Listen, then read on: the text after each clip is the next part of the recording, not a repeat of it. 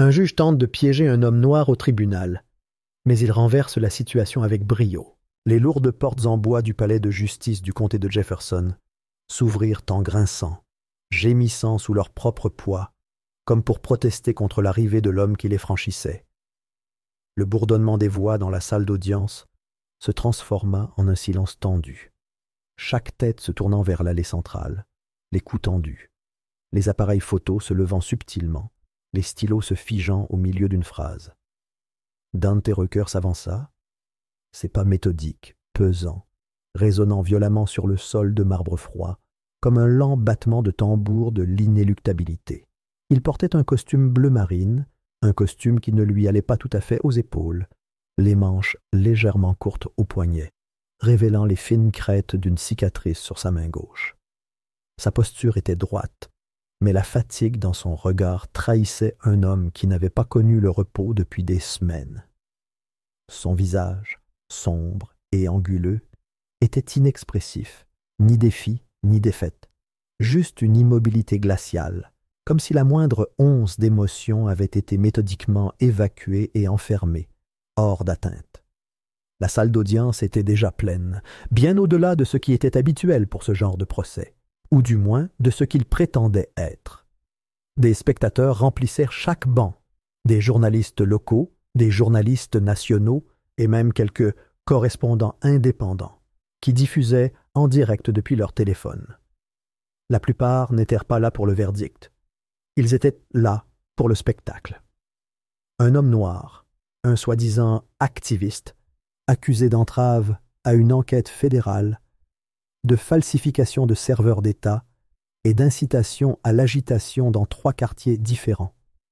C'est ainsi que les gros titres l'avaient représenté. Mais quiconque suivait le travail de Dante Rucker savait la véritable raison de cette salle d'audience bondée.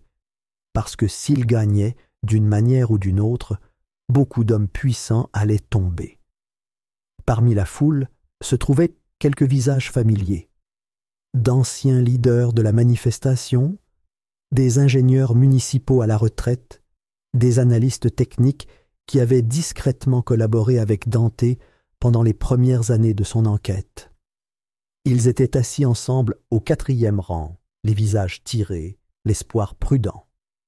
Depuis 4 ans, Dante travaillait comme enquêteur sur les droits des citoyens, un terme sophistiqué pour désigner quelqu'un qui prenait trop de risques pour un salaire dérisoire.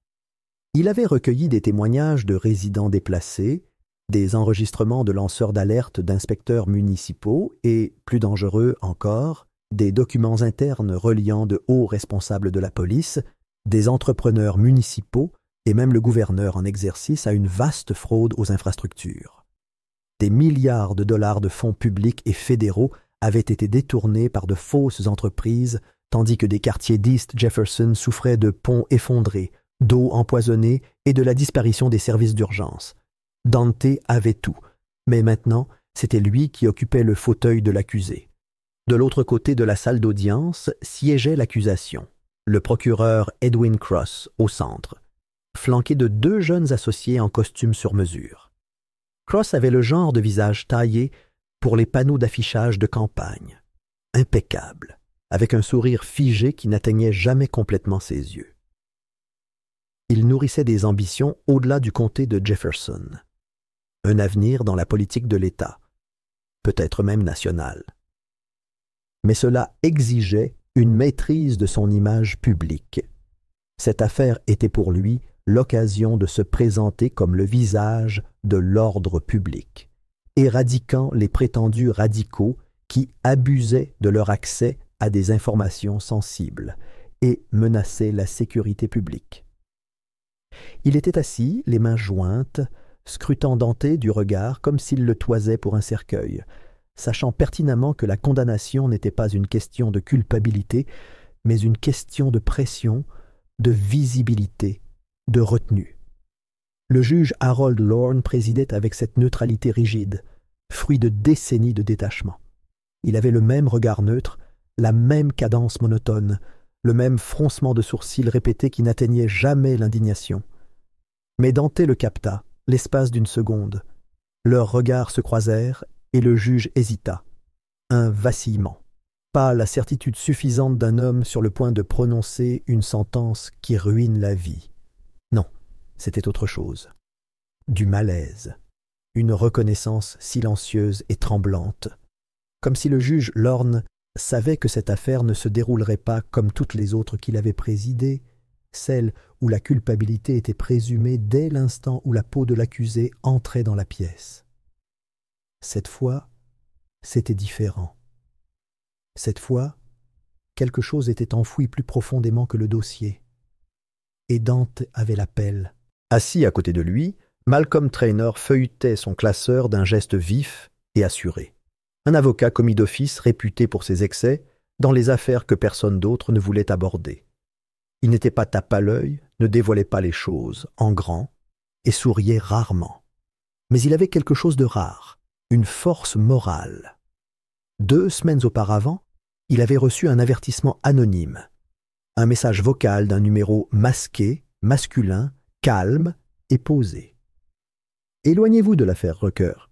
Certains combats ne sont pas faits pour être gagnés. » Il l'avait écouté 2 fois, puis l'avait supprimé. Traynor ne s'intéressait pas aux combats qu'il pouvait gagner, il s'intéressait à ceux qui comptaient. Dans ses déclarations liminaires, Cross commençait par décrire Dante comme un dangereux manipulateur, quelqu'un qui utilisait l'information comme une arme contre le gouvernement, même censé protéger son peuple. Il le qualifiait d'acteur dévoyé, quelqu'un qui cherchait le chaos sous couvert de justice communautaire. Il utilisait des termes comme désobéissance civile et anarchie numérique. Mais le jury, 8 blancs, 2 noirs, 2 latinos, écoutait en silence, indécis. Traynor n'avait même pas encore parlé et déjà, l'histoire qu'il racontait ne collait pas. Dante resta immobile, les yeux rivés droit devant, sans même cligner des yeux, tandis que Cross exposait la version des faits de l'État. Selon eux, il avait accédé illégalement à un serveur restreint dans le cadre de son contrat avec le comité de surveillance des infrastructures publiques. Il avait copié des documents confidentiels, les avait distribués à des meneurs connus de la contestation et avait coordonné des rassemblements qui avaient entraîné des blessures et des pertes matérielles. La défense, prétendait-il, tenterait de faire de lui un héros. Or, c'était un saboteur. Il ne s'agissait pas seulement de faire de Dante le méchant. Il s'agissait de contrôler le récit. Ce que Cross ignorait, ou feignait de ne pas savoir, c'est que le serveur auquel Dante avait accédé n'était pas restreint comme il le prétendait. Il avait été délibérément mal étiqueté pour dissimuler une activité illégale en cours, protégée par une porte dérobée installée par un ancien directeur informatique disparu depuis. Et Dante n'avait pas copié les dossiers sans discernement. Il avait tout catalogué. Il n'avait partagé que des fragments avec des journalistes de confiance, jusqu'à ce qu'ils commencent à reculer, leurs publications menacées de poursuites judiciaires et de mystérieuses coupes budgétaires. La déclaration d'ouverture de Malcolm ne visait pas le théâtre. Il se concentrait plutôt sur une seule phrase, la différence entre la vérité et la légalité. Il n'accusait encore personne, il ne pointait personne du doigt, mais il instillait l'idée que parfois, la loi n'était pas un bouclier, c'était un masque, et sous ce masque, la machine de l'injustice prospérait. La première journée s'écoula lentement, les témoins prêtèrent serment, les règles de procédure furent revues, mais la tension couvait à chaque transition, chacun la sentait, ce n'était que le décor qui se préparait pour quelque chose de bien plus vaste, que le véritable procès n'avait même pas encore commencé. Dent resta assis en silence, mais intérieurement, ses pensées bouillonnaient. Il se souvenait du jour d'il y a 2 semaines, du moment où les rouages de ce piège s'étaient enclenchés avec plus de force. Un colis était arrivé à son appartement, une épaisse enveloppe en papier Kraft sans adresse de retour. À l'intérieur se trouvaient des documents bien plus accablants que tout ce qu'il avait auparavant, contrats signés, virements bancaires codés, journaux de surveillance. Mais une page changeait tout.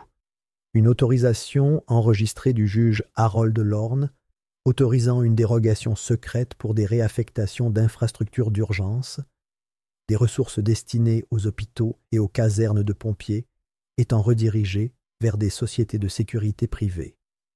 Elle datait de 3 ans. Cela signifiait que Lorne n'était pas seulement partial. Il était complice.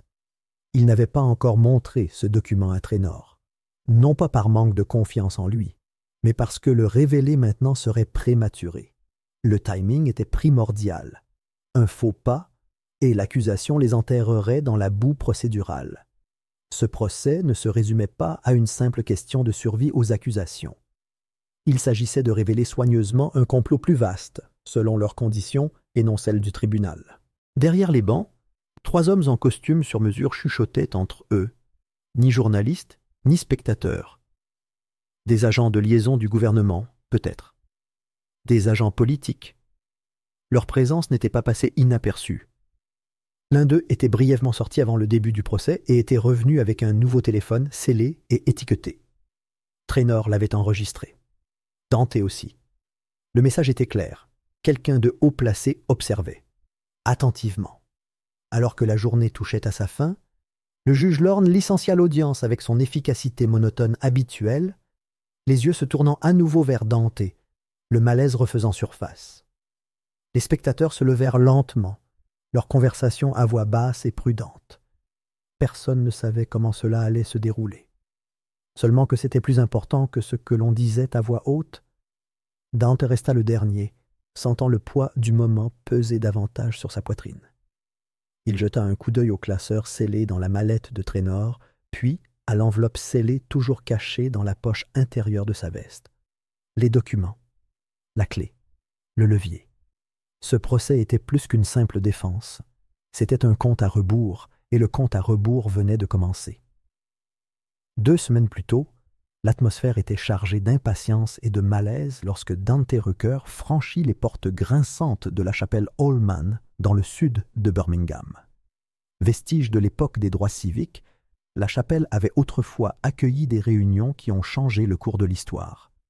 Maintenant, elle était silencieuse.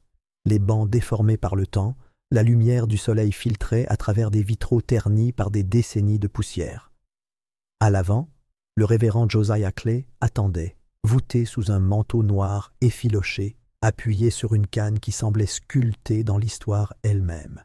Son visage portait la carte de nombreuses années, rides, cicatrices et sagesse gravée dans chaque ligne.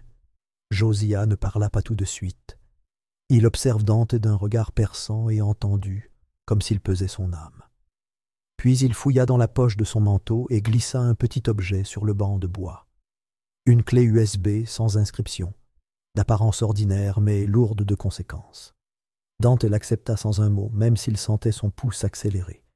La voix du révérend était basse, plus haletante que celle dont Dante se souvenait des rassemblements d'autrefois, mais elle avait un poids qu'aucun microphone ne pouvait amplifier. Ce que Josiah savait était dangereux. Ce qu'il possédait était accablant. L'opération s'appelait « Loi silencieuse » et en 2011, elle avait été présentée au public comme une opération de démantèlement du crime organisé à l'échelle de la ville. Mais ce n'était pas le cas. Il s'agissait d'une opération montée de toutes pièces, ciblant 37 hommes noirs issus de quartiers déjà ravagés par une négligence systémique. Josiah affirmait que le juge Harold Lorne et le procureur Edwin Cross avaient joué un rôle déterminant dans l'approbation automatique de mandats d'arrêt illégaux, la suppression de preuves et la dispersion des hommes dans le complexe pénitentiaire industriel sans procédure régulière. Des pots de vin avaient été versés, des témoignages falsifiés. Le plus jeune arrêté avait 17 ans, le plus âgé 42. Un seul avait réussi à s'en sortir au cours des 10 dernières années, et il avait trop peur pour parler. Josiah avait passé les 6 dernières années à suivre les registres des tribunaux, à filer des officiers à la retraite, et à soudoyer des greffiers pour obtenir des fragments de documents expurgés. La clé USB contenait tout, des déclarations signées, des dossiers scellés, des rapports d'expertise cachés et, la pierre angulaire, une vidéo. Le testament de Josiah. Il ne le dit pas sur le champ, mais Dante sentit la vérité dans les mains tremblantes du vieil homme. Il ne s'attendait pas à vivre bien longtemps. 3 jours plus tard, Josiah Clay était mort. Les médias parlèrent d'un tragique accident de voiture. Une panne de frein, disait-on. Un accident anormal sur une route détrempée par la pluie. Mais Dante avait vu les photos, la profonde entaille dans la portière, les traces de brûlure autour du moteur. Il savait à quoi ressemblait un avertissement. Pire encore, le domicile de Josiah avait été perquisitionné la nuit même. Aucune trace d'effraction, mais des dossiers avaient disparu. Son ordinateur portable avait disparu et la copie de la clé USB était introuvable. Presque nulle part. Dante avait effectué une unique sauvegarde le lendemain matin de leur rencontre, transférant son contenu sur un cloud sécurisé et une seconde clé USB qu'il gardait toujours sur lui. Même Malcolm Traynor l'ignorait. Pas encore. Trop de personnes s'activaient dans l'ombre, et la confiance, aussi gagnée fût-elle, pouvait s'avérer un handicap. Dante l'avait appris à ses dépens. Ce qu'il détenait désormais n'était pas seulement une PR. De retour dans la salle d'audience, l'atmosphère était différente, lourde de prétention. Le procès était entré dans la phase des témoignages, et Dante resta immobile tandis que le premier officier montait à la barre. Un homme nommé Joel Trevors, le visage hâlé et paré d'une gravité artificielle, raconta comment Dent avait prétendument piraté le serveur central de la ville et corrompu des fichiers liés à des enquêtes fédérales en cours. Il parlait avec une certitude répétitive, débitant des mots comme des paquets de données, impassibles et vagues. Chaque accusation était un fil tissé à partir de rien, cousu par quelqu'un de puissant. S'ensuivit l'agent René Marché, les mains si serrées que ses jointures en pâlirent. Elle décrivit Dante comme un homme imprévisible, qui menaçait le personnel du tribunal, falsifiait des pièces à conviction et causait un risque tangible pour l'ordre public. Peu importait qu'elle n'ait été présente lors d'aucun des incidents présumés, peu importait que les images de sécurité aient dit le contraire. Le jury n'était pas appelé à décider de la vérité. On leur demandait de choisir un camp. Durant tout ce temps, Malcolm Traynor travaillait comme un ciseau, taillant les fissures avec une précision méthodique. Il ne faisait pas de la démagogie. Il ne se livrait pas à des jeux de scène. Mais il remarquait tout. Un tic nerveux, une chronologie incohérente, une citation inventée. Chaque fois qu'il se levait pour contre-interroger, la salle d'audience retenait son souffle. Pourtant, chaque contestation qu'il lançait se heurtait à la même résistance silencieuse de la part des juges. Les objections étaient rejetées, les preuves présentées étaient rejetées. Le juge Lorne arborait son masque habituel d'impartialité, mais le jeu était truqué bien avant le premier coup de marteau. Puis vint l'après-midi de la deuxième semaine, et avec lui, une interruption qui allait briser la façade de marbre. Ce fut une brève suspension d'audience, une de ces pauses de 10 minutes censées donner aux avocats le temps de se ressaisir. Mais le juge Lorne revint tôt. Les spectateurs revenaient encore au compte-gouttes, les journalistes étant à mi-chemin de la prise de notes ou de la vérification des enregistreurs. Le juge semblait calme, mais sa posture était différente. Les épaules se crispèrent, la mâchoire serrée. Il fit signe à l'huissier, qui verrouilla les portes sans prévenir. Le bruit de la salle d'audience se tut. Dante sentit le changement avant même qu'il n'arrive, comme une tempête se rapprochant derrière un ciel nuageux. La voix de Lorne trahit les murmures, son ton inhabituellement ferme. Il pria Dante de s'approcher du banc. Personne d'autre ne fut salué, ni Malcolm, ni l'accusation, juste Dante. Il y eut un silence, celui qui précède une rupture, tandis que Dante se levait, traversait la galerie et atteignait le banc. Le juge se pencha légèrement en avant, la voix basse, le visage impassible. Il ne proféra aucune menace, il ne créa pas. Il proposa simplement un échange. Si Dante tenait à la sécurité de sa famille, sa sœur à Mobile, la bourse de son neveu, la vie tranquille de sa propre mère, alors il plaiderait coupable. Ce jour-là, pas d'appel, pas d'autre révélation. Une simple sortie. L'espace d'un instant, le silence plana entre eux. Puis, Dante fouilla dans la poche intérieure de sa veste et en sortit un petit objet. La clé USB, sans pompe ni artifice, juste posée discrètement au bord du banc du juge. Calmement, Il dit au juge qu'il aurait dû vérifier ce qui avait été téléchargé sur le serveur du tribunal ce matin-là. Des halètements retentirent comme du verre brisé. Les obturateurs des caméras crépitèrent comme une grêle. Les journalistes se mirent au garde-à-vous. Derrière le juge, sur l'écran habituellement réservé aux présentations de preuves, une vidéo se mit à jouer. Le fichier était simplement intitulé « Clay Final MP4 ». Une vidéo faiblement éclairée apparut. Josiah Clay, assis à son bureau, le drapeau américain replié derrière lui, regardait droit dans la caméra. Sa voix était plus faible qu'avant, mais inébranlable. Il nomma des noms, décrivit des dates, énuméra des pots de vin précis versés au juge Lorne dans le cadre de transactions foncières municipales, mentionna des virements électroniques remontant jusqu'au fonds de campagne d'Edwin Cross.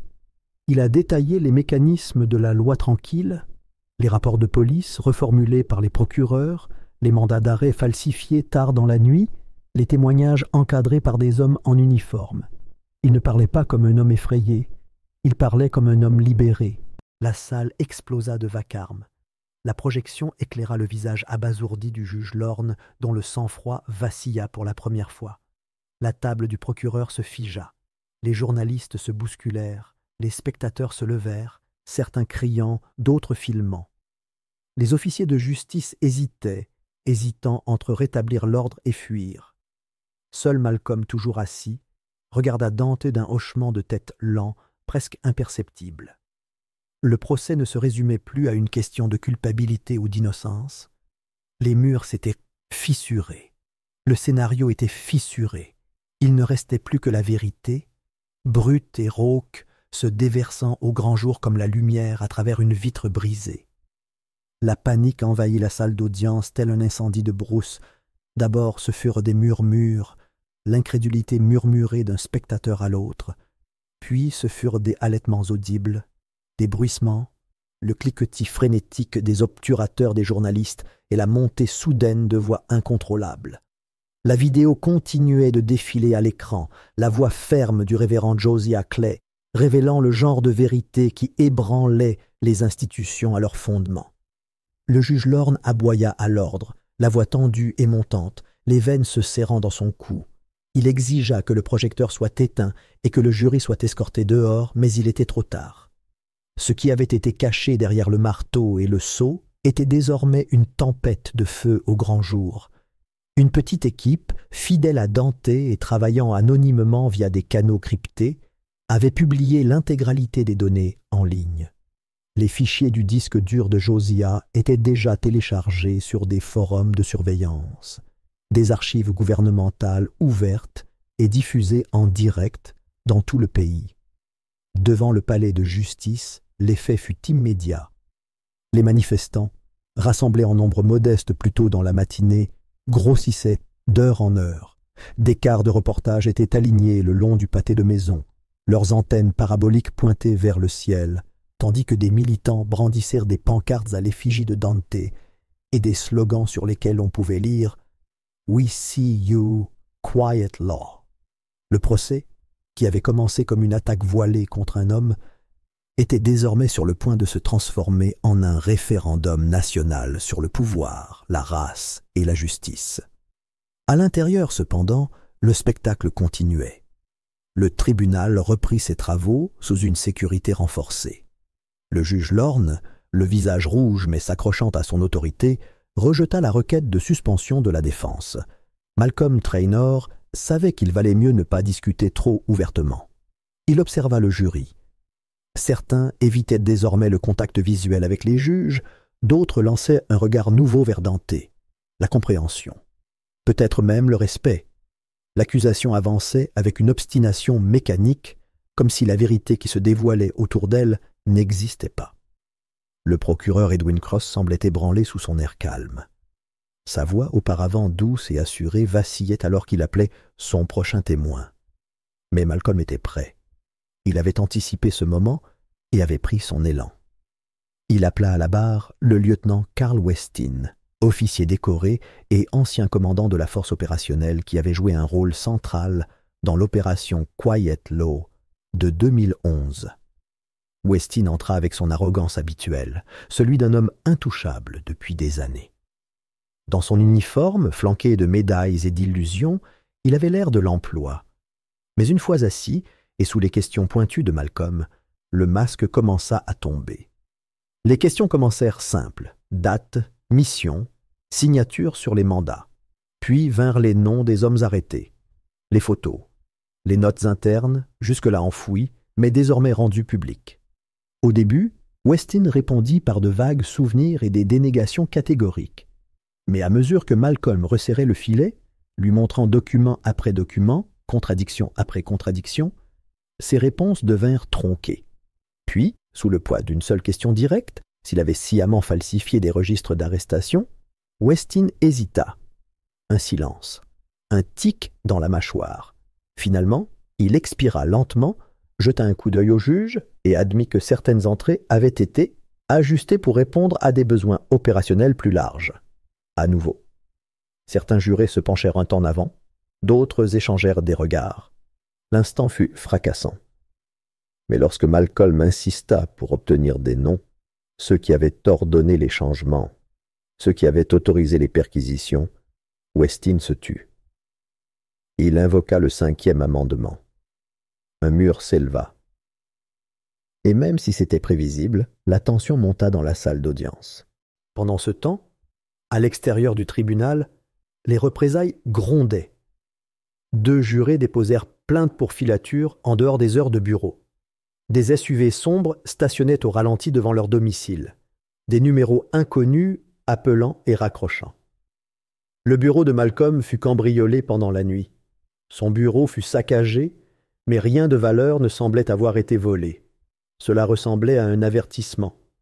Puis arriva l'homme du restaurant du coin, bien habillé, anonyme, qui s'assit à côté de Malcolm sans invitation et lui parla doucement autour d'une tasse de café. « Si vous voulez garder votre nom propre et votre permis de conduire actif, expliqua-t-il, vous abandonnerez cette affaire avant qu'elle ne s'étende davantage. » Malcolm n'a pas tout dit à Dante. Il n'en avait pas besoin. Les 2 hommes comprenaient que l'étau se resserrait. Mais au lieu de reculer, ils frappèrent plus fort. Malcolm déposa une requête en assignation à comparaître pour tous les documents scellés liés à l'opération Loi Tranquille, une démarche si agressive qu'elle déclencha un contrôle juridictionnel. Soudain, l'affaire n'était plus seulement surveillée par les autorités locales. Elle avait attiré l'attention d'une commission de surveillance fédérale et avec elle du Capitole. C'est alors que le véritable pouvoir a commencé à bouger. Le sénateur Thomas Langford, figure historique de la politique de l'État, à l'assurance d'antan, a pris la parole.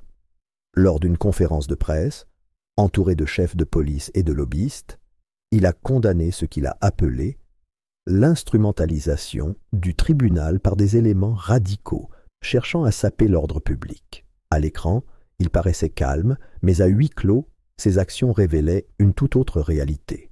Langford entretenait des liens financiers avec l'un des entrepreneurs en infrastructure impliqués dans les dossiers de Josiah. Le genre de lien qui passait par des sociétés écrans, des fiducies familiales et des dons de campagne déguisés en honoraires de conseil. Langford a commencé à passer des appels. Il contacta le gouverneur Elridge, dont la signature figurait sur plusieurs décrets qui donnèrent le feu vert à l'extension des pouvoirs des forces de l'ordre en 2011.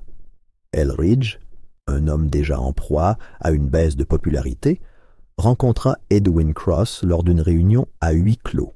Le soir même, le juge Lorne reçut la visite d'un ancien collègue juriste, aujourd'hui juge fédéral, qui lui rappela, sans ménagement, ses obligations envers la stabilité du système.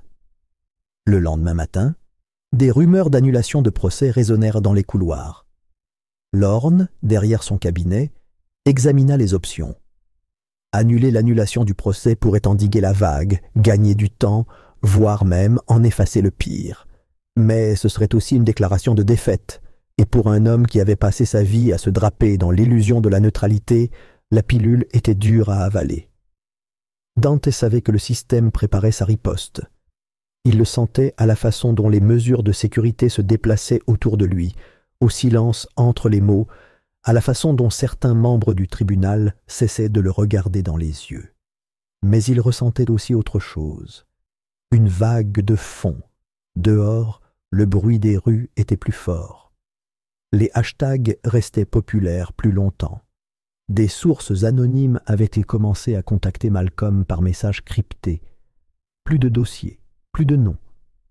Même les agents fédéraux, autrefois distants, murmuraient désormais leur soutien.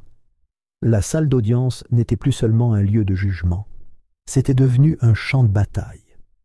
Et dans cette guerre, chaque mot, chaque dossier, chaque témoignage était une étincelle. Les systèmes étaient en feu, et ceux qui les avaient allumés cherchaient désespérément une source d'eau qui n'existait plus.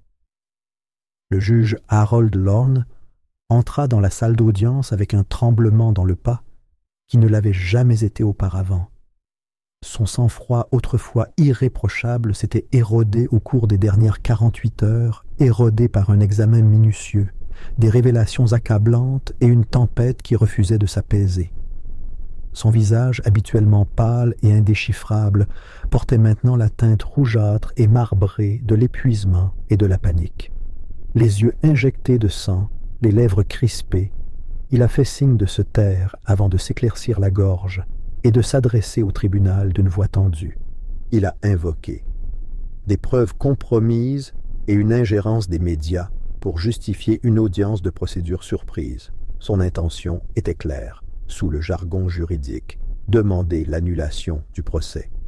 Mais il ne pouvait pas le dire ouvertement. Pas encore. Pas alors que les caméras tournaient et que la galerie débordait de journalistes, de militants et d'un public qui ne faisait plus confiance à l'homme derrière le banc. Dante Rucker observait depuis la table de la défense, silencieux mais vigilant. Il n'avait pas dormi plus d'1 heure la nuit précédente. Non pas par peur. Il avait depuis longtemps accepté le prix de la vérité, mais parce qu'il avait passé ses heures à se préparer pour ce moment. Lorsque le juge lança son ultimatum, à moins de fournir une justification convaincante, le procès serait annulé, Dante se pencha en avant. Calmement, il demanda l'autorisation de parler en son nom. 5 minutes seulement. Malcolm, de plus en plus tendu au fil des débats, lui lança un regard inquiet, mais Dante acquiesça discrètement. Il savait ce qu'il faisait. Le juge Lorne hésita. Il regarda le procureur Cross, qui hocha brièvement la tête, pensant probablement que la démarche se retournerait contre lui. Mais l'humeur de la galerie avait changé. Des observateurs juridiques de tout l'État étaient présents. 2 professeurs de droit constitutionnel étaient assis au premier rang. Le juge comprit que rejeter la demande susciterait plus d'inquiétude que l'accepter. Après un moment de délibération, il l'accepta. Dante se leva et se dirigea vers l'avant de la salle d'audience. Son pas était lent, posé, mais sans théâtralité. Ses épaules étaient lourdes sous son costume bleu marine mal ajusté, et pourtant il se tenait droit, comme si la vérité elle-même lui donnait de la force. Il ne faisait pas face au juge. Il faisait face au public. Les journalistes levaient leurs caméras. Les spectateurs retenaient leur souffle. Les jurés restaient immobiles, comme si leur siège faisait partie intégrante de leur corps. Il ne parlait pas comme un accusé implorant la clémence. Il parlait comme un homme face à l'histoire. Il commença par décrire un moment 2 ans plus tôt, une journée ordinaire à son bureau communautaire où il avait reçu un fichier crypté d'une source anonyme. Parmi les documents figurait un audit fédéral scellé, enfoui sous des couches de fausses instructions bureaucratiques, de caviardage et de codes de classification. L'audit avait été mené après que des rumeurs eurent circulé sur des anomalies dans les budgets de l'éducation de la ville. À l'époque, personne n'y avait prêté attention. Mais Dante, si. Il leur raconta ce qu'il avait découvert. Des dizaines d'écoles du centre-ville, majoritairement noires et métisses, avaient vu leur financement réduit drastiquement en 5 ans. Des bibliothèques fermées, des programmes périscolaires supprimés, des conseillers en santé mentale licenciés. Parallèlement, plus de 300 millions de dollars avaient été consacrés à la construction de nouveaux commissariats de police et de centres de surveillance, dont beaucoup avaient déjà commencé leurs travaux. Le document portait les signatures du Conseil d'éducation de l'État, des membres du comité d'urbanisme de la ville et, plus grave encore, du juge Harold Lorne. Sa signature autorisait la réaffectation finale des fonds, contournant ainsi l'examen législatif. Dante marqua alors une pause, le regard fixe. La salle d'audience était silencieuse, pas seulement silencieuse, immobile, comme si l'air lui-même s'était transformé en glace. Il leur expliqua qu'il n'avait pas publié l'audit auparavant parce qu'il voulait voir jusqu'où ils iraient pour protéger le mensonge. Il voulait révéler non seulement le crime, mais le système qui l'avait rendu possible. Et maintenant, il l'avait fait. Malcolm resta figé, son bloc-notes intact sur la table devant lui. Il n'avait jamais entendu cette partie, ni lors de leurs réunions nocturnes, ni dans les échanges chuchotés derrière le tribunal, ni dans les registres des preuves. C'était nouveau, et c'était dévastateur. Dante fouilla dans la poche de son manteau et en sortit une enveloppe scellée. Avec un soin respectueux, il la porta jusqu'au banc du juge et la déposa délicatement devant Lorne. À l'intérieur se trouvait la copie définitive, authentifiée et horodatée de l'audit, signée par un agent fédéral, conservée numériquement, légalement recevable. Plus de démenti. Dehors, la place du tribunal bouillonnait d'humanité. Les manifestations, qui s'intensifiaient chaque jour, s'étaient transformées en une occupation prolongée. Des tentes bordaient les rues. Des cuisines improvisées nourrissèrent des bénévoles. Des artistes peignèrent des fresques murales représentant les 37 hommes arrêtés lors de l'opération « Loi silencieuse », des visages solennels sous des couches de couleurs et de défis. Des chants résonnaient dans l'air froid du matin, tantôt des chants de rage, tantôt des chants d'espoir. Des camions de reportage de toutes les grandes chaînes bordaient le périmètre. Les images du témoignage impromptu de Dante furent diffusées en temps réel, diffusées dans tout le pays, décortiquées par des analystes juridiques et des défenseurs des droits humains. Le ministère de la Justice, resté silencieux pendant des jours, publia un communiqué d'urgence accusant réception de informations crédibles concernant des faux. Lorsqu'il prit enfin la parole, sa voix était à peine audible. Il suspendit le procès en attendant l'examen de nouveaux éléments de preuve. Ce n'était pas un procès nul, mais une retraite, la première publique de sa longue carrière, soigneusement organisée. Dans les couloirs du palais de justice, les murmures se transformèrent en rugissements. Les journalistes accoururent pour déposer de nouveaux articles. Les assistants juridiques chuchotèrent nerveusement entre eux. Et dehors, l'occupation s'intensifia. Des familles amenèrent leurs enfants pour assister à ce que beaucoup appelaient déjà le début d'une prise de conscience civique. Dante sortit de la salle d'audience, non pas en homme libre, pas encore, mais comme un homme libéré de toute contrainte. Malcolm le rejoignit à ses côtés sans rien dire. Il n'y avait rien à dire. Tout avait changé. Derrière eux, le juge Lorne restait assis sur le banc, penché en avant, les mains jointes, l'enveloppe devant lui comme un verdict scellé d'une juridiction supérieure. Et la ville, meurtrie et ensanglantée, commença à se réveiller de son long silence artificiel.